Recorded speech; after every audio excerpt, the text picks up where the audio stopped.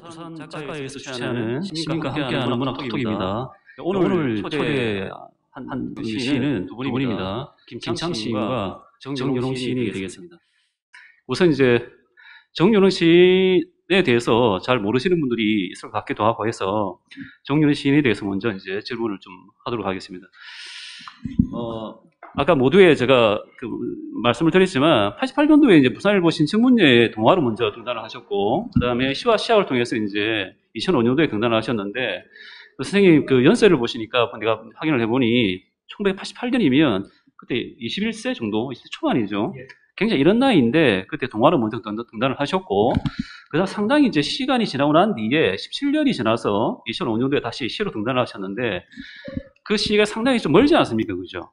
그러니까 2005년 같으면 그때 이제 17년이 지나 있었기 때문에 40대 중후반쯤 될 겁니다. 그러니까 21세기에 등단을 미리 하셨고, 동화 작가로도 굉장히 활발한 활동을 했었을 시기인데도 불구하고 찾아보니까 동화 작품집이 없는 걸로 이제 보이더라고요. 그래서 독특하다라는 생각이 들었습니다. 그래서 동화를 먼저 제가 시를 읽어보니까 고등학교 때 백일장 많이 나가셨고, 설창수 쌤과도 이제 만났던 그 이제 일화도 있고 한데, 제가 보기에는 중고등학교 때 문청이었고 문학청년이었고 그러니까 시를 상당히 많이 썼다라는 생각이 드는데, 동화로 먼저 등단을 하고 난 뒤에 뒤늦게 이제 30대 이제 후반에 중후반에 시로 등단하게 된 어떤 그런 이유가 있는지요? 그런 어떤 삶의 과정이 상당히 궁금하거든요. 그 이야기부터 듣고 싶습니다. 88년도면은 이제 제가 군 입대를 앞두고, 제가 고향이 이제 그 경남 하동인데, 그때 이제 부모님 시골 농사일을 거들면서 그때 이제 부산일보에 신춘문예 사고가 났더라고요. 그 사고를 보고 이제 첫 동화를 썼는데, 어쨌든 그게 운이 너무 좋아가지고 그렇게 당선이 되었고요. 시는 이제 초등학교 때부터 문예반 활동을 했었거든요. 초등학교 때부터 쭉 시를 썼었고, 고등학교 때는 이제 진주에서 고등학교를 다녔는데, 그 당시에 이제 개천예술제 그 100일장을 했거든요. 그럼 거기에 이제 심사위원으로 설창수 선생님 나오셨는데, 설창수 선생님은 나오시면은 그 흰 고무신에 그 하얀 두루마기를 입고 오셔가지고, 시인이 가져야 할 시정신에 대해서 이렇게 좋은 이야기를 많이 해주셨거든요. 그런 게 기억이 났고, 고등학교 때 개인적인 생각으로는 시인이 좀 되었으면 좋겠다는 이제 막연한 꿈을 그때 가지게 되었습니다. 예. 동화를 88년도에 그렇게 부산일보로 나오고, 제 기억으로 한 30대 중반까지는 동화를 계속 썼었습니다. 물론 시도 같이 썼었고요. 그렇게 해서 사실은 동화집을 진즉에 출간을 해야 되는데, 뭐 어찌 사는 일이 바쁘다 보니까 사실은 동화집을 출간을 못했었고요. 지금 원고를 정리를 하고 있거든요. 그래서 아마 내년에는 첫 동화집이 나올 것 같습니다. 지금 원고 분량이 보니까 요즘에는 동화집이 텍스트보다는 이미지 위주로 나오다 보니까 아마 한 2~3권 정도 분량은 될 것 같습니다. 예. 예, 동화집에 2~3권 정도 출간 예정이시고, 그동안 이제 작품 활동을 많이 하셨네요, 그럼요, 그죠? 최근에는 이제 동화를 안 쓴 지가 오래됐고요. 예. 30대 중반까지는 동화를 썼었습니다. 그 이후에는 지금 시에 집중하고 있습니다. 그러니까 시는 그동안에 계속 쓰신 겁니까? 동화를 쓰시면서도 계속 시를 써오셨던 거네요? 예, 계속 시를 썼었는데, 동화가 이제 어쨌든 문제 등단이 된 거고, 시에는 그렇게 인연이 많이 안 닿았고요. 단지 이제 군대 제대하던 해에 거기 개천예술제에 거기 개천문학 신인상이라는 게 있거든요. 거기에 이제 그는 독특하게 시 예심을 거치고 본심을 해서 이렇게 이제 상금을 주는 행사인데, 이게 군대 제대하던 때니까 제가 23살, 4살쯤에 거기에 이제 시가 한번 당선된 적이 있습니다. 예. 그 이후에도 계속 신춘문예나 문학 잡지에 계속 업무를 계속 해오셨던 겁니까? 예, 사실은 이제 우리 김참수 선생님이 등단하셨던 문학사상을 제가 많이 좋아했던 잡지였는데, 여러 번 응모를 했는데, 예, 사실 잘 안 됐습니다. 예. 그때 먼저 되신 거 보고 알고 있었습니다. 어떤 생각이 들었습니까? 많이 부러웠죠. 예. 저도 부러웠습니다. 김참쌤 같은 경우에는 제가 뭐 기억이 너무 뚜렷해서 그때 등단하실 때 그 시기도 제가 잘 알고 있고 해서 제가 어디선가 읽었는데, 김참쌤께서 이제 고등학교 때 이제 시를 이제 뭐 읽어보다가 이런 시는 쓰기 싫다. 이런 게 시란 말인가라는 생각이 들고 이런 시 말고 다른 시를 쓰고 싶다라는 그런 생각을 고등학교 때부터 이미 하셨다라고 내가 들었거든요. 그때의 상황에 대해서 좀 자세하게 말씀해 주시겠습니까? 고등학교 1학년 때 친구 때문에 이렇게 시 습작을 시작했는데 습작을 하다 보니까 이렇게 자연스럽게 시집을 읽게 됐습니다. 근데 집에 시집이 좀 있긴 했지만 뭐 저하고는 별로 이렇게 관련이 없는 그런 시집이었고 그 집에 이렇게 시 선집으로 굉장히 두꺼운 선집이 있었습니다. 한 1000페이지 분량이 되는 무슨 그 시를 모아놓은 선집이 있었는데 그걸 쭉 읽어보니까 이 시가 좋다 하는 시인이 한 3명밖에 안 되더라고요. 그 누가 있냐면 이상이 있었고 그 다음에 누가 있었지? 저 외인묘지 썼던 김광규. 예, 김강균 시인. 예. 또 한 분이 있었는데 잘 기억이 안 나고 그렇게 3분 정도가 있었는데 나머지 시들은 잘 안 와닿더라고요. 그래서 예. 안 와닿았기 때문에 이런 시보다는 그러니까 이런 시는 좀 안 썼으면 그런 생각을 좀 했죠. 예. 그때부터 좀 취향이 모더니즘에 많이 기울어 있었군요, 성향이. 선생님은 이제 그때 좀 당시 영향을 주었던 시인이 있나요? 제가 처음에 시를 공부할 때는 이시영 선생님의 시집을 좀 많이 읽었었고요. 최근에는 지금 이경림 선생님, 그 다음에 서정춘 선생님의 시집을 많이 읽고 두 분을 좀 많이 존경하고 있습니다. 특히 이경림 선생님 같은 경우에는 연세가 많으신데도 불구하고 그 20대 못지않은 시적 열정들을 작품으로 보여주셔가지고 제가 아주 존경합니다. 예, 알겠습니다.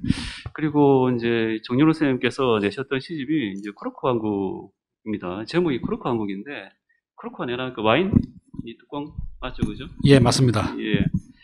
그래서 이번 시집을 읽어보니까 주된 어떤 뭐 주제적 경향이 있다면 국민 비판이 예. 방점이 찍혀 있는 것 같은데 이게 큰 흐름을 형성하고 있는데 여러 시집이 있는데 그 중에서 이제 크로커 왕국을 특별히 이 시집의 제목으로 선택한 이유가 있습니까? 제가 포르투갈을 한 4, 5년 전에 포르투갈 여행을 갔었는데 포르투갈에 갔더니 독특하게 코르크 나무가 그렇게 많았거든요. 굉장히 많았었습니다. 근데 이제 이렇게 길가를 지나가는데 코르크 나무의 그 껍질이 다 이렇게 벗겨져 있더라고요. 그래서 이제 그쪽 사람한테 왜 그러냐 하니까 그걸 이렇게 벗겨서 8년인가 한번 벗긴대요. 벗기면 이게 이제 송진도 나오고 빨갛게 이게 변하거든요. 그렇게 해서 그거를 이제 우리가 아는 이제 그 와인병에 이제 코르크 마개를 쓴다 하더라고요. 그게 이제 포르투갈에서는 그게 경제적으로 굉장히 도움이 많이 된답니다. 근데 저는 이제 그걸 보고 뭐 느꼈냐면은 그 자본의 폭력성이라고 그럴까요? 예. 그런 게 많이 느껴져가지고 굉장히 좀 안타까운 마음이 들면서 그렇게 해서 이제 시를 썼었고, 저희 이제 두 번째 시집이 이제 경향이 이제 자본주의나 도시 문명을 비판하는 시들이 많다 보니까 코르크 왕국이라는 제목이 그런 어떤 폭력성, 자본주의의 어떤 그런 적나라한 문제들 이런 것들을 좀 상징화했으면 좋겠다 하는 생각으로 제목을 이제 시집 제목을 코르크 왕국으로 정했습니다. 예, 잘 알겠습니다. 그리고 김삼세 시집 제목은 좀 길어요. 이 그녀는 내 그림 속에서 그녀의 그림을 그려요. 이 시집 제목은 직접 선택하신 겁니까? 이 출판사에서 이렇게 정해준 제목입니다. 선생님 원래 그 가제목이 뭐였죠? 저도 이렇게 마땅히 떠오르지 않아가지고 출판사에 좀 제목을 부탁을 했는데 이 제목을 주더라고요. 근데 저는 굉장히 마음에 안 들어서 그것보다는 공중에 있던 철갑상 같은 제목이 어떠냐 했는데 공중에 있던 철갑상. 예, 그런 거는 뭐 별로 신통치 않고 회의를 해본 결과 이 제목이 좋다 해서 뭐 저도 뭐 그렇게 생각해 보니까 좀 길긴 해도 괜찮겠다 싶어서 김민정 시인이 정해준 거 아닙니까? 그렇죠. 예, 예. 최근에 문학동네 시집은 연애 감정을 약간 건드리는 제목을 나오더라고요. 시집의 어떤 특성과 관계없이. 그래서 개인적으로는 뭐 그래도 되나 하는 생각이 들긴 드는데 뭐 감성적으로 이제 대중적으로 이제 접근하기에는 그게 좀 나을 수도 있겠다는 생각이 들기도 하긴 합니다. 그리고 이제 좀 이렇게 시의 좀 주제적인 측면에서 들어가서 질문을 몇 개 드리고 싶은데 제가 이제 정여론 선생님 시집, 첫 번째 시집을 나중에 읽고, 이 첫 번째 시집을 이제 먼저 읽었었거든요.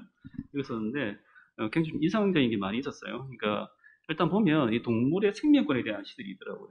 특히 어떤 시가 있냐면, 뭐, 곰돌의 과자. 그러니까 북극곰들이 이제 플라스틱을 과자인 줄 알고 먹는 장면을 갖다가 굉장히 아이러니하게 드러내더라고요. 그 아이러니 기법이라는 게 이 시집을 계속 관통한다는 느낌이 들긴 들었었는데, 이런 시도 있었고, 닭은 살처분이죠.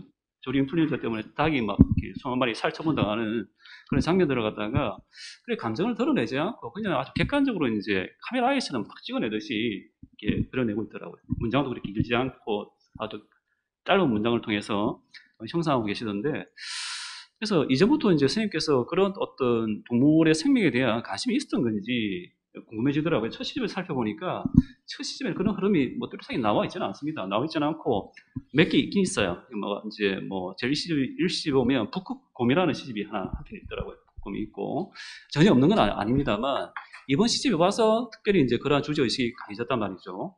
그래서 이제 또 보면 발칙한 플라스틱 해가지고 이제 문명에 대한 비판 의식도 있고 동물의 생명권과도 이제 연관되면서 시집의 흐름이 딱 이어지고 있고 뒤에 보면 이제 아프리카 연작시 있지 않습니까, 그죠? 아프리카 연작시까지 이어지면서 이 동물의 생명에 대한 어떤 관심이 굉장히 높아졌는데 이런 것들이 이제 동화도 쓰시니까 원래 동물의 생명에 대한 뭐 동화를 쓰다 보면 뭐 오일화된 세간이 많이 나오고 동물들이 많이 등장하니까 원래 동물에 대한 어떤 생명권에 대한 관심이 있었던 것인지 아니면 이번 시집을 통해서 특별하게 이제 어떤 그런 관심을 가지게 된 어떤 계기가 있었던 것인지, 그게 약간 좀 제가 판단을 약간 유보를 했거든요. 이전부터 있었던 것인지 아니면 어떤 특별한 계기가 있었던 것인지, 이 질문은 선생님의 시집이 앞으로 어떤 방향을 흘러갈 것인지에 대한 어떤 뭐 예상, 뭐 짐작과 관련된 것인데 여기에 대해서 말씀을 좀 듣고 싶습니다. 제가 이번에 이제 저의 그 동화집 원고를 정리하면서 깜짝 놀라게 된 게 이제 한 가지 있습니다. 그게 뭐냐면은 원고를 정리하다 보니까 제가 그 생태 동화, 즉 환경 동화라고 할 수 있는 그런 작품들이 몇 편이 되더라고요. 그러면 그게 제가 쓴 지가 20대 초에서 30대 중반까지 동화를 썼었는데 지금까지 그 사실은 몰랐었거든요. 근데 이제 원고를 정리하면서 제가 깜짝 놀랐습니다. 아마 제가 좀 선천적으로 그런 성향을 좀 타고났지 않느냐. 지금 돌아보면은 제가 의도적으로 해서 쓴 건 아니거든요.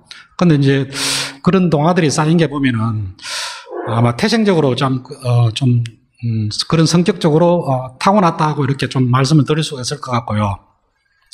그리고 이번 두 번째 시집 같은 경우에는 사실은 이제 전 시를 쓰면서 한 절반 정도는 머리에서 만들어내거든요. 만들어내고 나머지 절반 정도는 그냥 무의식의 세계에 들어가서 그냥 손이 나오는 대로 글이 써지는 대로 그냥 받아 적거든요. 그렇다 보니까 사실 의도했던 건 아니고요. 아마 제가 무의식에서 그렇게 나오지 않는 생각이 들고 개인적으로는 그렇게 하고 이제 무의식에서 나오는 시들을 받아 적다 보니까 좀 저 같은 경우는 태고를 이제 좀 많이 합니다. 예. 그래서 아마 제가 생각했을 때는 의도했다기보다는 아마 체질적으로 그렇게 아마 흘러나온 것 같습니다.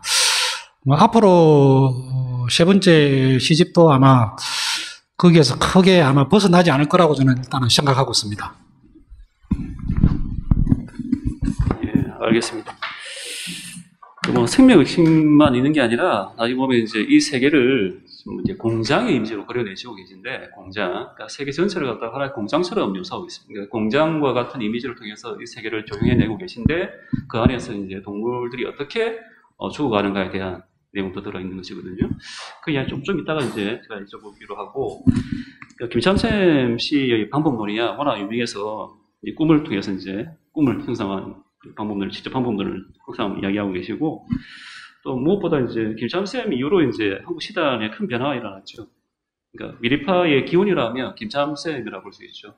그 이전에 이제 시들하고 언어적인 체계였고, 한여자 체계를 뭐 적극적으로 도입한 시를 한다면 이성원 정도가 있는데 아주 이제 특별한 경우였고, 그게 이제 대중화되기 직전에 이제 그런 시를 써낸 사람이 이제 김참샘이었습니다. 김참 시인이었고, 문학사상 등단했을 때도 이성쌤이 그때 이제 심사를 하신 걸로 알고 있는데 아마 자기의 시적 세계가 가장 적합한 사람이고 자신의 어떤 시적 세계의 방법론을 개성해 나갈 시인이 이제 김참 시인이 아니었을까 그런 판단하에 굉장히 반가웠을 거라 생각이 드는데 그래서 이제 어떻게 보면 이제 김참 선생님 같은 경우에는 이제 환유인데 이 환유라 하더라도 이제 보통 환유라 하면 산문 소설 산문 같은 경우에는 이제 유기적이죠. 인과율에 근거한 유기적인 어떤 관계만을 가지는데 김참생의 김참 시인의 시 세계는 비유기적인 그러니까 인과적 질서가 파괴된 환유의 방식이기 때문에 굉장히 충격적이었죠. 그러다 보니 환상적인 세간이 펼쳐질 수밖에 없는 것이고 그래서 이게 이제 말하자면 90년대 이제 초중반에 일어났던 김참 어떤 시적 현상이 2000년대 중반에 가게 되면 아주 대중화되거든요. 대중화되고 아주 보편적으로 이제 젊은 시인들 사이에서 보편적인 시적 방법론으로 형성이 되게 되는 것인데 따지고 보면 그 미래파라는 어떤 미래파가 지금까지도 계속 이제 하나의 어떤 일군의 흐름으로 형성되고 있고 보편화된 시적 방법이라 볼 수 있는데 그 기원에 해당되는 시인이 김참 시인이었다 저는 그렇게 평가를 하고 있고 저만이 그렇게 평가하는 게 아니라 많은 분들이 그렇게 말씀을 하고 계십니다. 독특하게도 이제 꿈을 자꾸 이야기를 하고 계십니다. 꿈을 이야기하고 싶고 이제 꿈 속에서 체험한 내용들을 이제 시로 써낸다라고 말씀하시거든요.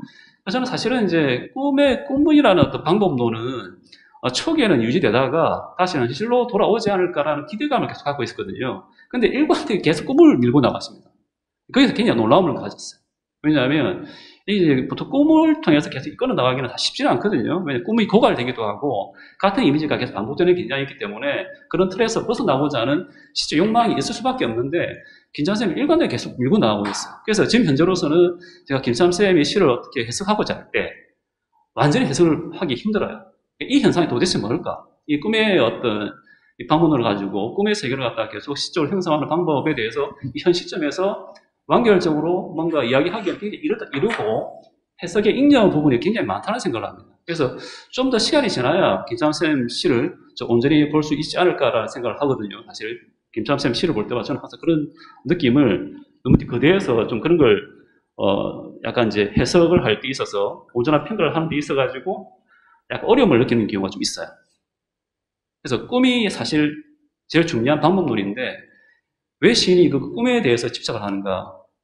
라는 질문은 늘 받아왔을 질문이긴 한데 이것도 중요한 질문이기 때문에 안 할 수는 없을 것 같습니다. 습작할 때 시를 어떻게 써야 되는지 몰랐기 때문에 간밤에 꿈을 이렇게 메모를 하는 그런 버릇이 있었는데 습작이 고등학교 3년 동안 그런 식으로 습작이 이루어졌죠. 그래서 그때 이미 그런 어떤 시를 쓰는 어떤 스타일 같은 게 마련이 됐다고 생각을 하고,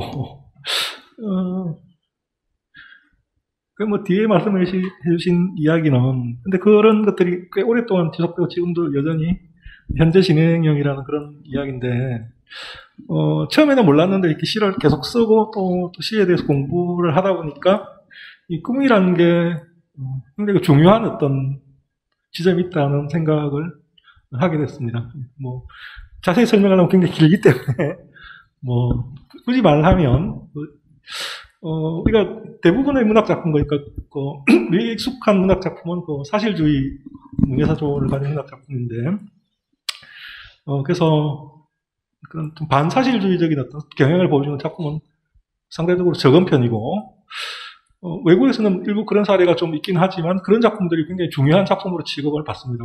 뭐 보르헤스라든지 그런 사람들 작품을 보면 그런 면이 있는데 그래서 한국에서도 너무 오랫동안 사실주의 문학 작품이 소설에서도 그렇고 시에서도 그렇고 주류를 이루어왔기 때문에 저는 주류를 좀 좋아하지 않습니다. 음악도 이렇게 비주류 음악을 늘 듣는 편이거든요. 다른 사람이 안 듣는 음악을 듣고 글을 써도 다른 사람이 안 쓴 걸 쓰고 싶다는 그런 어떤 마음을 가지고 있었기 때문에 다른 사람이 안 쓰는 시를 쓰다, 꿈을 소재로 한 것도, 꿈과 환상을 소재로 한 것도 다른 사람이 많이 안 건드리는 부분이 있기 때문에, 그래서 이렇게 일관되게 쓰지 않았나 생각이 듭니다.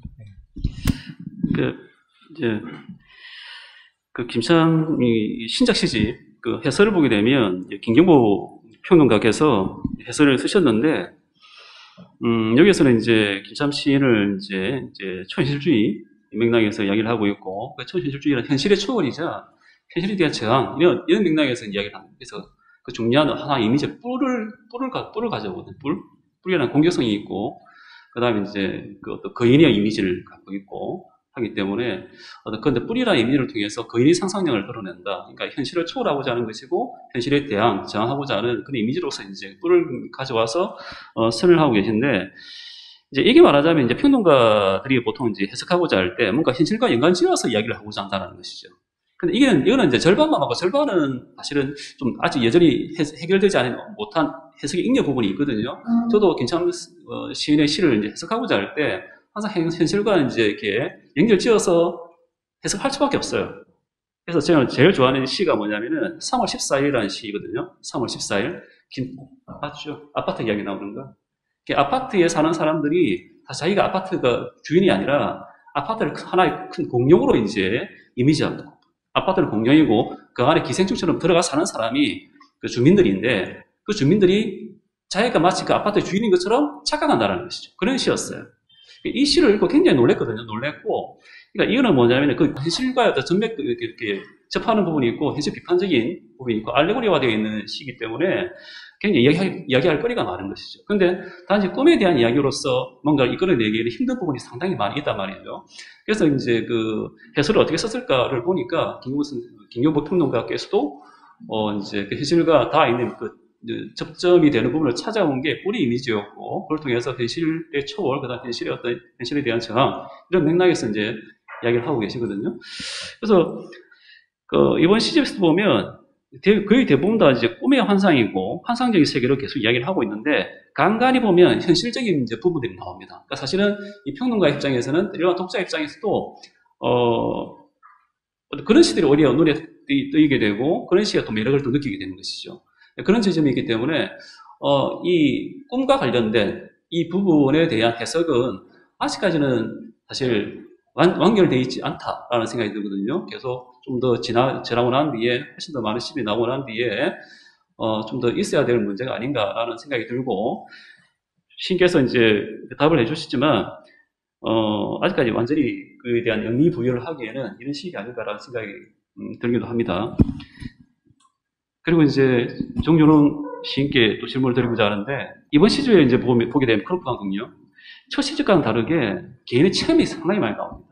체험. 그러니까 주로 어떤 체험이 나오냐면, 그러니까 공장과 관련된 그 어떤 여러 이미지들이 개인적 체험에서 비롯된 것인지는 아닌지는 모르겠지만, 제가 말씀을 들어보니 개인적 체험인 것 같아요. 그래서 아까 말씀드렸지만 이 세계를 하나의 공장의 어떤 이미지로 이제 비유하고 있고, 이 공사장으로 이제 비유를 하고 있어요. 그래서 어떤 시들이 있냐면, 뭐 컨베이어라든가 공구들 1, 2라 인작시가 있고요. 그다음 자전거 공장. 이 시도 참 독특한데, 그러니까 이 지구가 이 도는 어떤 자전작용 자체가 하나의 공정이라는 거죠. 그러니까 우주의 어떤 그 질서를 갖다가 전체 운동을 갖다가 하나의 공정으로 이제 인식하고 있다는 것이죠. 그다음 해머의 리듬이라는 시도 있어요. 해머. 공사장에서 해머를 딱 치는 그 리듬. 그러니까 이 세계 전체가 하나의 어떤 공장의 리듬을 통해서 이제 운행이 된다는 것이죠. 그러니까 이 세계를 바라보는 세계관적인 어떤 지점이 되겠는데, 세계관의 틀이 되겠는데, 그런 세계관적인 틀이 굉장히 독특했어요. 개성적이었고, 이전에 우리가 봐왔던 어떤 노동시 같은 경우에는 어떤 공장 노동 현장의 어떤 사실성을 이제 굉장히 이제 드러내는데 이제 집중을 했다면, 하나의 세계관적인 틀로서 이 세계를 하나의 공사장 또는 공장으로 이제 일을 하고 있단 말이죠. 그런 점에서 어떤 시적 세계관의 독특성이 드러났다는 생각이 들거든요. 뭐 톱의 자세라든가 또 공장지대라는 시도 있어요. 그 다음에 손오봉이라는 시도 있습니다. 이런 시도 보면 그냥 하나의 또 공장의 이미지로 국한된다기보다는 이 세계의 어떤 지각 변동의 이미지와 연결시키고 있는데, 이거 보시면 알겠지만 시가 독특해요. 개성적이고. 그래서 제가 궁금한 것은 뭐냐면은 어떻게 해서 이런 이미지가 나왔을까? 이미지의 어떤 근원이 뭔가에 대한 이제 호기심이 생겼어요. 그 지점에 대해서 이제 좀 답을 좀 해주시면 고맙겠습니다. 예, 아무래도 이제 제가 지금 하고 있는 일들이 이제 그런 일들이다 보니까, 제 체험에서 나왔던 이미지들이고요. 저는 시적 대상을, 멀리서 찾는 게 아니고, 제 주변에 있는 소재나 제재를 가지고 그것을 확대 생산하고 의미를 부여하는 쪽이거든요. 그렇다 보니까, 일을 하면서, 그런 것들이 느낌을 왔을 때, 이것은 시가 되겠다라고 느낌이 오면은, 이제 그것을 시로 이렇게 한번 적어봤습니다. 최근에 이제 제 시집을 읽었던 여러분들이 방금 우리 박 선생님이 말씀하셨던 그런 비슷한 이야기를 하셨던 분이 몇 분 계셨거든요. 그래서 아마 다음 시집에도 아마 그런 작품들이 좀 들어갈 것 같습니다. 현재 쓰는 시들이 그런들이 좀 있고요. 아무래도 이제 시인은 자기만의 어떤 독특한 세계, 자기만의 그런 시적 경향을 가져야 된다라고 저는 생각을 하거든요. 그래서 이제 선생님께서 말씀하셨듯이 그런 것들이 저희 아마 개성이 좀 앞으로도 좀 되지 않을까. 예, 그래서 거기가 저의 체험에서 나왔던 시들입니다. 추가로 말씀드리면은 이 해머 일을 제가 배워보니까요. 이 해머가 그냥 막 치는 게 아니더라고요. 해머 한 방을 내려치기 위해서는 그 전에 리듬을 몇 번을 이렇게 줍니다. 예, 그렇게 주고 해머를 탕 치면은 업무 효율이 굉장히 올라가고요. 그래서 저는 그런 걸 하면서 이가 시가 좀 될 수 있지 않을까 하는 그런 느낌들을 받았습니다. 노동의 감각이 반영되어 있는 시들을 읽게 되면 뭘 느끼게 되냐면 노동의 감각이 없는 시인들이 이제 그런 비슷한 시를 쓰지 않습니까? 이건 관념이 지나지 않구나. 직접 겪어본 사람과 겪어보지 않은 사람이 동일한 대사를 가지고 시를 썼을 때 상당히 차이가 있겠구나 하는 생각이 들더라고요. 그래서 개인적 차이에서 나오는 어떤 그런 이미지 힘이 사실은 좀 남달라가지고 제가 생각할 때도 개인적 차이에서 나온 시일 수밖에 없겠다라는 생각이 들었었거든요. 그럼 주로 이제 그런 개인적인 어떤 일을 하시면서 거기서 얻는 이미지들이 상당히 많다는 이 말씀이시죠, 그죠? 예, 제가 이제 작업을 하면서, 업무를 하면서, 얻었던 그런 이미지들이 지금 두 번째 시집에는 많이 들어가 있습니다. 첫 시집에도 그런 것들이 좀 있긴 한데, 두 번째 시집이 첫 시집보다는 좀 많은 것 같습니다. 두 번째 시집에서 왜 갑자기 많아진 이유는 뭘까요? 아까도 말씀드렸다시피 어떤 시적 제재들을 이제 멀리서 안 찾고, 너무 멀리 찾으면은 사실은, 상상하기는 좋은데, 그런 것들을 찾아내기가 사실은 쉽지가 않거든요, 시인이요. 그래서 멀리서 안 찾고, 그런 것들을 일상적으로 이렇게 경험을 하다 보면은 그런 것들이 시가 될 수 있겠다라는 느낌들이 많이 옵니다. 그러니까 그 지점에서 저는 시를 많이 씁니다. 첫 시집에 보면, 첫 시집 같은 경우에는 약간 민중적 서정시? 예. 그러니까 여러 가지 가능성이 열려 있는데, 예. 노동시로 갈 수도 있겠고, 예. 일상적인 서정시로 갈 수도 있겠고, 또 죽음에 대한 성찰도 있고, 가족에 대한 이야기도 있고, 다양한 게 이제 이렇게 들어있어요. 근데 두 번째 시집부터는 이제 특화되어서 나온 듯한 느낌이 들거든요. 그래서 의도적으로 그렇게 쓰신 겁니까? 예, 의도적으로 이제 아까도 말씀드렸다시피, 저만의 어떤 시적 경향을 좀 가져야 되겠다는 생각이 들어서, 좀 다른 시인들과 좀 차별화해야 되겠다. 개성을 좀 가져야 되겠다라고 생각을 해서 그렇게 장작을 했습니다. 알겠습니다. 선생님께서는 시 쓰실 때 즐거우십니까? 괴로우십니까? 이제 즐거움과 괴로움이 공존하는데요. 저 같은 경우에는 즐거움이 좀 큰 것 같아요. 즐거움이 크시다고요? 첫 시집 낼 때는 사실은 시를 쓰는 게 좀 힘들다, 스트레스를 받는다라고 생각을 했는데, 두 번째 시집을 준비하면서 생각들을 많이 바꿨습니다. 예. 시인 자신이 시를 즐겁게 쓰지 않으면은 독자들이 시를 저는 즐겁게 읽지 않을 거라고 생각하거든요. 예. 그래서 두 번째 시집은 아주 즐겁게 썼습니다. 시인들 가운데는 정말 고통스럽게 쓰는 시인들도 있거든요. 드물고전데 김원 시인 같은 경우가 대표적인 경우라는 생각이 들고, 김원 시인을 읽게 되면 제 몸이 아파요. 읽으면 몸이 아플 정도로. 제가 왜 이런 질문을 드리자면, 시를 쓰는 것도 중요하지만 일단 시인 스스로가 행복해야 되지 않을까라는 생각을 하기 때문에 이런 질문을 드린 것이고, 일단 이 질문은 김참쌤과도 연관되는데, 저는 김참쌤 볼 때마다 가장 행복한 시인이라는 생각이 들거든요. 그러니까 꿈의 이야기를 하면 꿈에 대한 성찰을 하고 꿈의 이미지를 가져오시는데, 또 개인적으로는 이제 친분이 좀 있기도 해서 그 삶의 어떤 태도라든가 살아온 삶의 방식을 보면 초연한 듯한 느낌이 들기도 하고, 그러니까 시를 쓸 때 굉장히 좀 스스로 굉장히 행복해하지 않을까 하는 생각이 든다고요. 그런 느낌이 들어서 이전에 한번 제가 여쭤본 적이 있었죠, 그죠?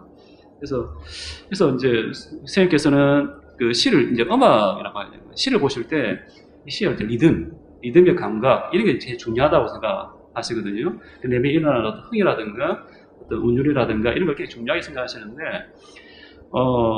이 질문도 여러 번 들으신 것 같은데, 죄송합니다. 일단, 시를 쓰실 때 행복함에 대해서 좀 말씀해 주시고, 선생님께서 중요하게 생각하는 음악성, 리듬에 대해서 좀 이야기해 주시죠. 예, 시를 쓸 때 좀 고통스러운 시를 안 쓰는 게 제일 좋죠. 시를 쓰고 있는 이유는 시 쓰는 일이 즐겁고 행복하기 때문에 쓰고 있고, 언제가 이 일이 좀 힘들고 좀 지친다라고 하면 또 안 쓸 수도 있을 것 같습니다. 그렇지만 아직까지는 그런 일은 없을 것 같고, 그 다음에 시 말고도 재미있는 일이 많습니다. 저는 제일 좋아하는 음악 듣는 건데, 음악 들을 때가 제일 행복하고, 그럼 시 쓸 때도 음악 들을 때만큼은 아니지만은 시를 쓸 때도 이렇게 즐겁고 행복합니다. 리듬에 대해서는 제가 이런저런 지면에서도 말을 한 적이 있고, 또 이렇게 여러 번 말을 한 적이 있기 때문에 길게 말씀 안 드리겠지만, 시라는 게 원래는 이렇게 음악에서 분화된 것이고, 시가 지향하는 어떤 본질이 근원적인 세계가 바로 음악이기 때문에, 시가 무엇인가라는 질문을 한다면 저는 이렇게 여러 가지 답이 있을 수 있지만 저는 이렇게 대답합니다. 시는 음악을 지향하는 것이 바로 시다, 이렇게 대답하고 싶고, 그렇기 때문에 시에서 음악성을 살리는 건 중요하다고 생각합니다. 그래서 특히 리듬을 살리는 것 외에도 다 여러 가지 방법으로 음악성을 살릴 수 있겠지만, 그게 시를 써놓은 사람이 가장 중요하게 생각해야 할 그 기초가 아닌가 이렇게 생각합니다. 네. 제가 항상 독특하다고 생각하는 게, 김참쌤 시의 또 방법론은 환유적 세계관이거든요. 환유적 이 방법론은 이제 수평적 세계관이에요. 계속 이어지는 거죠. 이게 수직적 초월이 아니라. 근데 이제 리듬을 중요하게 생각하시고, 또 이제 개인적으로는 엘리아드에 굉장히 빠져 있었다. 엘리아드 어릴 때부터 관심이 많았고, 청소년 시절부터 이렇게 엘리아드 저서를 많이 탐독했어요. 엘리아드 하면 이제 성과 소유라는 이제 책을 쓰신 분이고, 어떤 초월적인 영역, 영성에 대한 이야기를 많이 하신 분인데, 거기서 중요한 게 이제 의례, 제례, 어떤 사계절 반복, 그러니까 주기적으로 계속 제의를 것 자체가 하나 리듬이거든요. 반복인데, 그 반복을 통해서 어떤 신성을 체화한다라고 이제 믿는 것이 이제 엘리아드 일종의 철학인데, 그럼 리듬을 이제 중시하는 것은 뭐냐면은, 방법론은 환유적인 세계관이고 수평적 세계관인 것 같지만, 근데 이게 이제 계속 뻗어나가면서 또 이제 음악을 중시한다는 것은 뭐냐면은, 겉으로 보기에는 수평적 세계관을 취하고 있는 것 같지만, 계속 뻗어나감으로써 포괄적인 초월을 추구하는 거예요. 그러니까 궁극적으로는 온유적 세계관인 거죠. 그러니까 음악을 통해서 어떤 세계 본질과 합일화되는 과정을 통해서 내 스스로가 좀 초월하고자 하는 그런 욕망이 계속 반영되어 있지 않을까.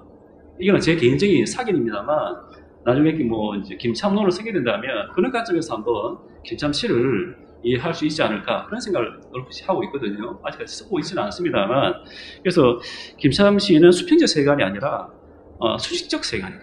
달리 말하자면 포괄적 초월을 동반한 수직적 세계관을 갖고 있는 게 아닌가, 그 매개가 되는 것이 음악이다, 이런 생각을 하거든요. 그래서 이제 그렇게 이제 쓰기 위해서는 좀 시간이 많이 필요하겠죠. 시를 이제 전반적으로 모든 걸 다 검토해야 되기 때문에.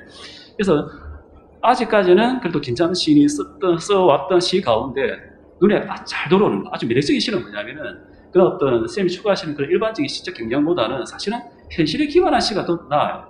더 편해요, 이해하기가. 그러니까 김경복 평론가께서도 그런 이제 관점에서 시를 해석하고 있고, 마찬가지로 저도 이번 시집에 나오는 시를 보게 되면 가장 눈에 들어오는 시는 뭐냐면은 기괴한 서커스거든요. 이 기괴한 서커스라는 시는 연작시인데, 이 기괴한 서커스를 하나 더 세계로 인식할 수 있는 거죠. 기괴한 서커스가 벌어지는 공간, 그 안에 보면 소방관도 나오고 경찰도 나오고 온갖 인물들이 나와요. 그래서 그걸 통해서 알레고리화가 쉽게 일어나죠. 그래서 현실적인 맥락에서 시를 이해하기가 더 쉽게 되거든요. 이게 이제 말하자면 이제 이해를 하기가, 해석을 해내기가 좀 용이하기 때문에 매력이 좀 느껴지는 것인데, 이게 좋은 방법은 아닌 것이죠. 어쨌든 개인적으로는 기괴한 서커스가 사실은 제가 이 시집에서는 제일 중요한 부분이 아닌가라는 생각이 들었거든요. 시인의 생각 어떠신지, 그리고 이제 이 기괴한 서커스를 쓰게 된 동기라든가 그런 어떤 시적 구상을 하게 된 과정을 갖다가 좀 제가 듣고 싶거든요. 기괴한 서커스 연작 뭐 사실 이번 시집에 들어있는 시와 경향이 약간 다릅니다. 그러니까 굳이 이야기하면 이렇게 이야기가 들어가 있고 장르적으로 볼 때는 극적인 시입니다. 그러니까 시도 이렇게 이렇게 양식적으로 따지면 여러 가지 어떤 양식이 나올 수 있는데 우리가 일반적으로 생각하는 시는 서정시인데 저는 이렇게 서정시를 조금 쓰기는 하지만 그것보다 좀 서사적인 스타일의 시를 많이 썼습니다. 그런데 이렇게 극적인 어떤 시는 그 서사시와는 좀 다른 면이 있죠. 마치 한 편의 연극을 보는 듯한 그런 느낌을 주는 시인데 그래서 그런 기괴한 서커스 같은 그 작품에도 사실은 반복적인 어떤 내용이 드러나기는 하지만 주된 사건은 이렇게 서커스를 하는 어떤 그 서커스단의 이야기를 다루고 있습니다. 그래서 서커스단은 이렇게 여러 가지 묘기를 하는데 이렇게 접시를 돌리는 소녀가 있어요. 근데 시를 어떻게 썼는지 잘 모르겠지만 만일에 접시를 돌리는 소녀가 접시를 돌리다 접시를 잘못 돌렸을 때 어떤 일이 일어날까? 다른 방향으로 날아가겠죠. 날아갔을 때 어떤 일이 일어날 수 있을까? 그게 이렇게 다른 묘기를 부리는 어떤 사람에게 맞으면 어떻게 되겠는가? 그런 상상을 해본 거죠. 그런 어떤 상상에서 비롯된 것이고, 알레고리 말씀을 좀 해주셨는데, 그런 것도 어느 정도 알레고리적인 성향이 있긴 합니다. 당시에 어떤 예전에 어떤 데모하는 사람들과 데모를 이렇게 지나가는 그 과정에서 있었던 물 살포하는 어떤 그런 것들이 어떤 시의 이미지로 부분적으로 사용되고 있기도 합니다. 네. 그 정도 말씀드리면 되겠죠. 예. 그리고 이 시집을 읽다 보면 독특한 시가 또 한편 나와요. 알데바란이라는 시거든요. 알데바란. 그죠? 알데바란은 시를 보게 되면 이는 꿈은 아닌 것 같아요. 꿈은 아니고 그냥 현실적인 이야기예요. 일반적인 현실적인 이야기인데 이 전체가 꿈에 대한 이야기이다 보니까 이게 오히려 도드라지는 거죠. 정경화가 일어나는 거죠. 너무 독특해 보이는 거예요. 그러니까 다른 시집에 이게 다른 시인들의 시에 이 시가 실려있다면 아주 평범한 시에 전하지 않았을 법한 시가 되겠는데 환상적인 이야기가 딱 들어가 있으니까 이 시가 너무 신선하게 다가오더라고요. 혹시 이 시는 꿈도 아니고 제가 읽어드리면 간단해요. 아이가 태어나면 목련이 피는 마을에서 그는 태어났다. 그가 태어나는 날 황소자리 붉은 별 알데바란이 빛났다. 아이가 태어나면 무덤이 생기는 마을에서 그는 살았고 비 내리면 개가 짖는 마을에서 그는 마지막 숨을 거두었다. 그가 죽은 이유는 그가 태어났기 때문이다. 태어나지 않았더라면 그는 죽지도 않았을 것이다. 그가 죽었기 때문에 목련이 활짝 피어났고 하루 종일 비가 내렸고 그의 가족들이 커다랗게 흐느끼어 울었다라고 되어 있거든요. 이거는 꿈에 대한 이야기는 아닌 것 같아요. 이 시가 너무 독특해서 사실은 이 시 쌤의 어떤 시적 방법들에 따르면 이 시는 쓰여졌을 수는 없는 시가 되겠는데 이 시가 참 궁금하더라고요. 사실은 이 시는 두 편의 시가 있습니다. 알데바란이라는 시가 있고 알데바란에 관한 명상이라는 두 편의 시가 있는데 그 한 편은 시집으로 묶여지지 않았는데 그 앞의 시는 굉장히 다른 행성을 어떤 찾아가는 어떤 그런 시인데 예. 제목에 대해서 좀 말씀을 드리면 알데바란은 원래 이렇게 이탈리아 아트록 밴드 뉴트롤스의 음반에 수록되어 있는 음악인데 그 음반 중에서도 굉장히 잘 안 알려진 음반이 있습니다. 그러니까 대중적으로 이렇게 성공하지 못한 후기 음반에 수록되어 있는데 그 곡이 아주 아름다운 음악입니다. 제가 그 음악을 굉장히 좋아하는데 같은 제목의 시를 한번 써보고 싶다라고 생각해서 그 음악을 틀어놓고 시를 쓰다 보니까 두 편의 시가 나왔는데 한 편은 다소 이렇게 좀 SF에 가까운 그런 어떤 시였고 이 시는 그것과는 좀 다른데, 경향이 좀 다릅니다, 두 편. 그런데 이 시집에 수록된 이 시는 결국 삶과 죽음의 문제에 대해서 다루고 있는데, 인간이 도대체 왜 죽는 것일까? 거기에 대해 생각해보면 답은 단순합니다. 태어났기 때문에 죽는다. 그 이야기를 하고 싶어서 그 시를 쓰게 된 것 같습니다. 저도 그렇게 생각했어요. 그러니까 너무나도 이게 어떻게 보면 심상한, 평범한 시인데, 이 계열 속에서 딱 포함되어 있으니까 이 시가 너무 충격적으로 다가오는 거죠. 너무 이제 이해도 잘 되고.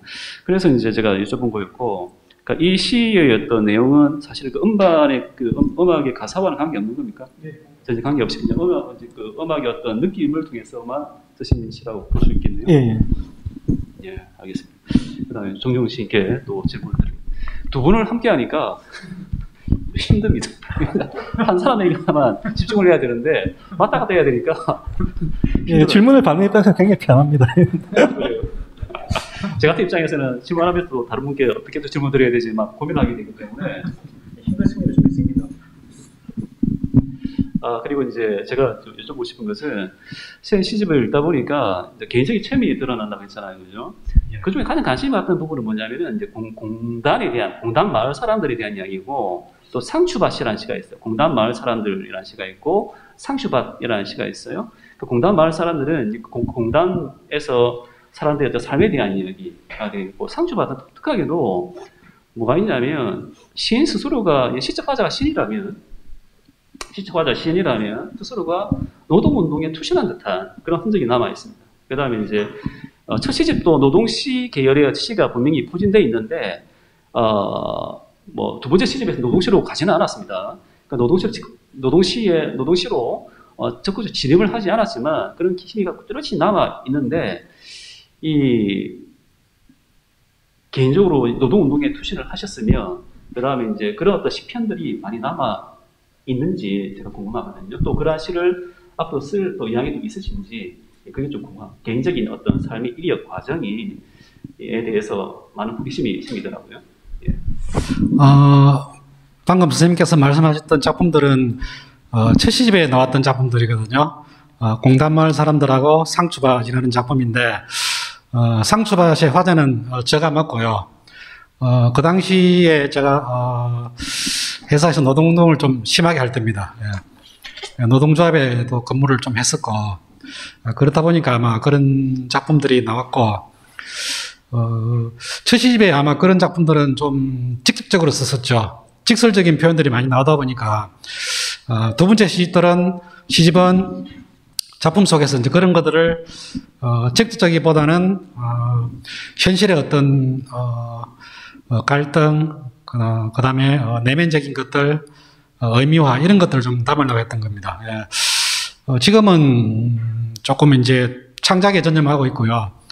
그 당시에는 좀 활동을 했었습니다. 예. 그리고 아까 공장 이미지를 말씀드렸는데 이 공장 이미지와 그다음 동물의 생명권에 대한 어떤 여러 비판적 시가 그런 게 드러나 있습니다. 그런데 이제 이 시집 읽다 보면 그 묘한 리듬이 있어요. 그 점에서 두 분이 또 통하시다는 생각이 드는데 선생님이 갖고 있는 그 리듬 있지 않습니까? 음악적인 감각과 선생님이 갖고 있는 어떤 리듬이 존재하거든요. 그래서 어떤 느낌을 받았냐면, 그러니까 이제 이 세계를 공장으로 이제 인식하고 계시고, 또 공장만의 리듬이지 않습니까? 근데 이 공장만의 리듬이 있고, 그 리듬에 대해서 굉장히 비판적으로 이제 우리가 접근할 수도 있죠. 공장의 리듬. 아주 폭력적이고, 살육을 강행하는 그런 어떤 리듬이지 않습니까? 그죠? 어느 순간 읽다 보면, 특히 해머의 리듬이라는 시가 그런데, 그 해머의 리듬 보면, 그 해머를 칠 때 그 리듬이라는 감각이 막 잘 느껴지거든요. 다른 시도 마찬가지예요. 그런데 읽다 보면, 이 리듬이라는 게 굉장히 건강하게 느껴져요. 너무나도. 앞부분에서의 어떤 공장의 리듬은 그냥 폭력적이고, 강압적이고, 생명을 해치하는 그런 리듬으로 인식되다가, 어느 순간 그게 아주 건강한 리듬으로 넘어가 있어요. 그러니까 이 지점이 굉장히 좀 약간 놀랬거든요. 그러니까 그렇다면 이 두 가지가 혼용되어 있는 거예요. 그러니까 이 공장으로 바라보는 이 세계의 리듬이라는 게 그냥 폭력적인 리듬이고, 생명을 형성해내는 리듬, 건강한 리듬. 이 두 가지가 혼용되어 있는 어떤 지점들이 분명히 있는데, 그러니까 이거는 이 세계에 대한 부정과 긍정적인 인식이 서로 섞여 있단 말이죠. 그러니까 이 지점들이 앞으로 어떻게 나갈까 굉장히 제가 궁금했거든요. 그러니까 그 리듬에 대한 부분들, 해머 리듬이라는 시를 통해서 이제 어떤 긍정적인 리듬을 발생하고 계신데, 그 부분에 대해서 좀 이렇게 선명하게 말씀을 해 주실 수가 있을까요? 예.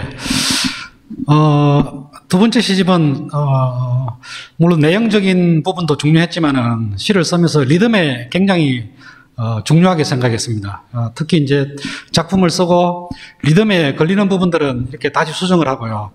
예. 그렇게 리듬을 좀 중요하게 생각을 했고, 시는 또 그렇게 해야 된다고 봅니다. 왜냐하면은 또 산문과는 다르게 시적 특징이 리듬이 있어야 된다고 저는 생각을 하거든요. 그래서 리듬을 굉장히 중요하게 생각했고요. 그 다음에 이제, 선생님께서 건강한 리듬이라고 말씀하셨는데, 그거는 아마 제가 시를 즐겁게 썼기 때문에 아마 그런 리듬이 나왔을 겁니다. 예. 그래서 즐겁게 시를 썼었고, 또 뭐 질문하셨죠? 그러니까 부정적인 어떤 아, 부정적인 이성도 있지 않습니까? 섞여 있는 그 부분을 어떻게 정리를 해주십니까? 우리 세상사가 다 긍정과 부정이 혼재되어 있지 않습니까? 세상 사례가 다 그렇고요. 저는 성격적으로 좀 모든 일을 좀 긍정적으로 좀 바라보는 그런 성격입니다. 부정적인 성격보다는 긍정적인 성격을 사물이나 어떤 일들을 그렇게 좀 바라보려고 하거든요. 그래서 아마 현실이나 리얼리즘의 시를 쓰더라도 부정보다는 아마도 좀 긍정적인 경향이 좀 강하게 나오지 않았을까. 아마 앞으로도 그런 계열의 시들을 좀 써보려고 지금 생각을 합니다. 예. 부정적인 리듬, 자본의 어떤 파괴적인 리듬이 이제 지배하는 시라면 읽는 독자도 고통스럽겠죠. 근데 시인 스스로가 그냥 긍정적인 세계관을 갖고 있기 때문에 시인에 내재되어 있는 그런 어떤 밝고 건강한 리듬이 나와서 그런 어떤 자본의 폭력적 리듬과 충돌하는 지점이 있는 것 같아요. 결국은 이제 처음에는 폭력적 리듬이 지배했다면 나중에 가보면 시인만의 독특한 그런 어떤 아주 건강하고 쾌활한 그런 리듬이 나오게 되거든요. 그런 지점이 있어가지고 이 시 좀 좋았던 것 같아요.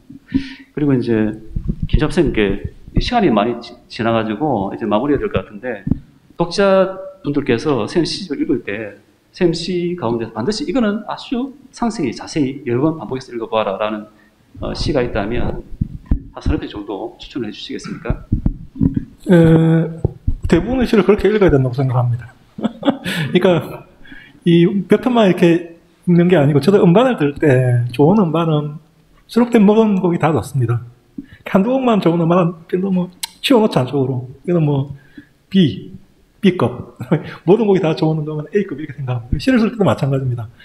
시를 수록된 모든 작품이 독자들에게 어떤 좋은 느낌을 줄 수 있는 그런 작품을 쓰고 싶고 그렇게 제작부터 그렇게 하기 때문에 시리즈 수록된 모든 작품들 좀 꼼꼼히 여러 번 되풀이해서 읽어주셨으면 좋겠다 그런 생각을 가지고 있습니다. 모든 작품을 다 읽어야 된다.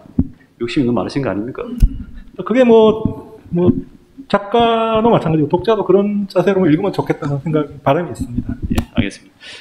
정준호 시인께서는 또 제가 똑같은 질문을 드리고 싶은데 예. 이번 시집에서 반드시 읽어봤으면 좋겠다는 시가 있다면 같은 대답을 하실 겁니까? 제가 개인적으로 읽어봤으면 싶다는 작품요. 네, 시집을 사부에 보면은 공구들 연작시가 있거든요. 예. 공구들 1, 2, 그 다음에 자전거 공정, 해무의 리듬, 그 다음에 푸드트럭, 이런 작품을 추천을 해드리고 싶습니다. 아마 저의 좀 개성이라고 그럴까요? 그런 경향 이런 거를 좀 나타내주는 시가 아닌가 싶습니다. 제 기억으로는 공장의 리듬이 잘 드러나는 시라는 생각이 듭니다. 그러니까 이 정도로 이제 대단을 마치기로 하고 두 분 시인께서는 앞으로도 더 많은 시를 쓰시고 더 많은 작품집을 내시기를 바라고요. 내년에 또 동화집을 잘 출간하셔가지고 좋은 반응이 있기를 또 바라겠습니다. 그리고 지금은 오늘 시낭송을 해야 되죠, 그죠? 그럼 시낭송을 하실 분께 제가 마이크를 넘기도록 하겠습니다.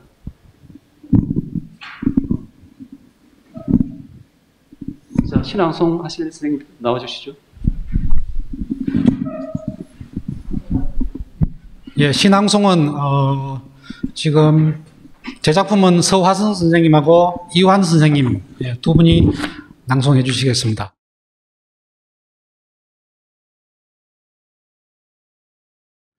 기린 정연홍.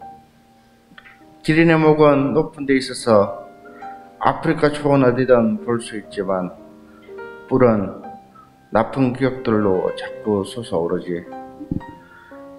싱크로나이즈드 스위밍은 거꾸로 써야 예술이 되고 발바닥을 펼쳐 보여야 발레가 되지. 발뿌린내를 오래오래 감추고 있다가 관중들에게 확 향기를 뿜겨 주어야 감동을 주지. 오, 아름다운 예술이라고 사람들이 박수를 치지. 얼굴이 보이지 않도록 물속에 처박혀 헉헉 발목만 낸 채 안녕하세요. 이게 제 진짜 모습이에요. 발가락으로 웃으면 사람들이 좋아하지. 박수를 치는 사람들도 가면을 쓰고 있지. 칸디스키는 그림을 거꾸로 보고 써야 그림을 보게 되었다지. 거꾸로 그리고 나서야 비로소 화가가 되었다지. 아방가르도도 그렇게 태어났다지. 거꾸로 보아야 세상도 제대로 보이지. 사람들이 오른쪽을 보고 있을 때 왼쪽을 바라보면 고문관이라는 소리를 듣지. 난 고문관이 아니야. 세상은 그런 게 아니지. 사람들은 자꾸 말을 거꾸로 하지. 나는 거꾸로 생각하는 버릇이 있지. 분물이 큰 이유는 밀담을 나누기에 좋기 때문이지. 길이는 키가 너무 커 숨을 데가 없지. 네, 감사합니다. 이완 시인께서 진주라는 시를 낭송하시겠습니다. 네, 반갑습니다. 진주, 정연홍. 철로엔 콜타르 냄새가 풍겼다. 6시 10분 완행열차 타고 완사역 지나면 진주역. 3년 내내 기차 통학하였다. 역마다 열차가 섰고 다라이인 어머니들이 타고 내렸다. 화장실에서 담배 피우는 머스마들이 있었다. 나는 출입구 손잡이 잡고 지나가는 풍경을 구경하였다. 장면들이 영화처럼 지나갔다.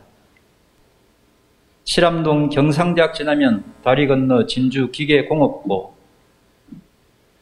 실습 시간엔 밀링을 돌렸다. 바이트를 연삭기에 갈면 칩이 날려서 보안경을 썼다. 땡땡이 치고 친구들과 막걸리를 마시곤 했다. 호송이는 졸업 후 출가, 통도사에서 행자가 되었다. 개천예술제에 나가 입선하였고 설창수 선생님을 배웠다. 시보다 나라와 민족을 생각하는 사람이 되라 하셨다. 어려운 말이었다. 촉성루 야바위꾼에게 용돈 틀리고 밤새 남강다리를 건너 친구 자취방까지 걸었다. 상평공단 성부공업사에 실습을 나갔다.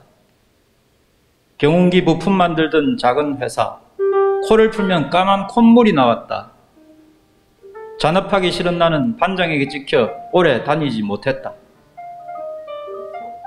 작은 형과 큰 형과 동생도 진주에서 학교 다녔다. 고모는 중앙시장에서 과일 가게를 하였다. 강남극장은 3편 연속 상영하던 극장. 성도식장 아들은 동기였다. 종종 공짜 영화를 보곤 했다. 군대를 갔고 제대 후 독서실에서 철도직 공무원을 준비하였다.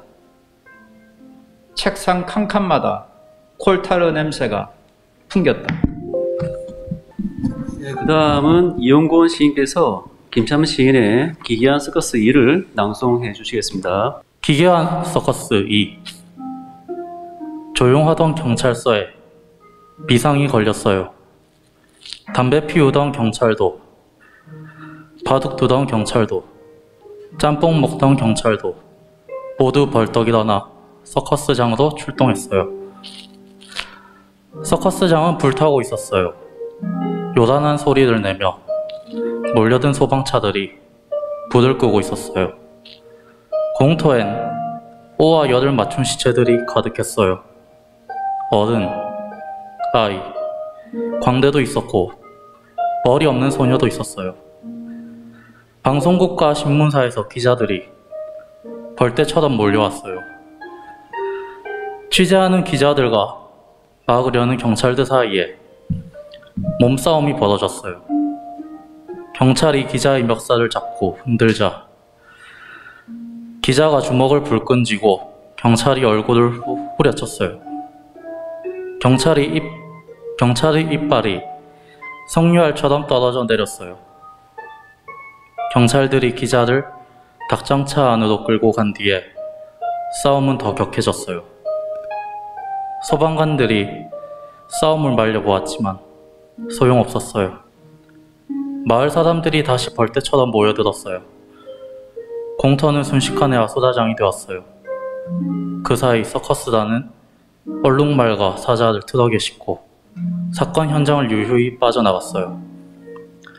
소방관들이 물대포를 쏘고 나서야 싸움이 그쳤지만 공터에 늘어선 시체들, 옆에 시체들이 더해졌어요. 기자도 있었고 경찰도 있었고 싸움을 구경하던 마을 사람들도 있었어요.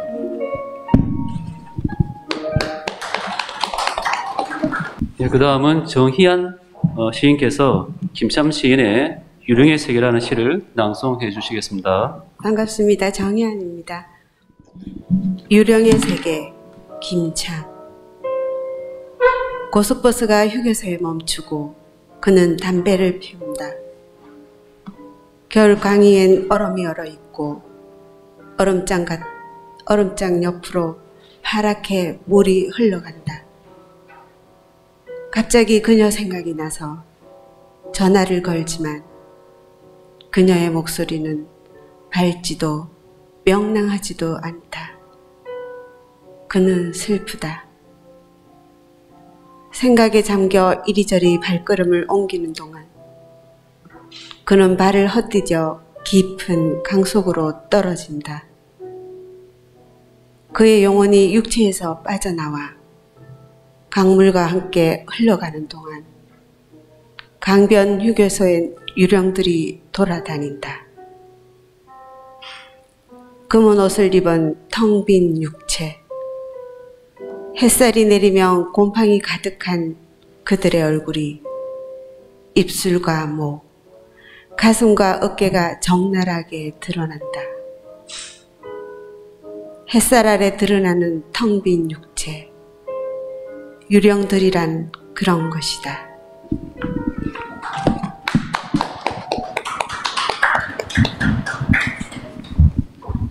예, 제80회 시민과 함께하는 문화톡톡. 오늘 행사는 정경원 시인과 김참 시인 두 분을 모시고 함께 진행했습니다. 그동안 들어주셔서 감사드리고 다음 또 문화톡톡과 많은 관심을 가져주시기 바랍니다. 이상 마치도록 하겠습니다. 고맙습니다.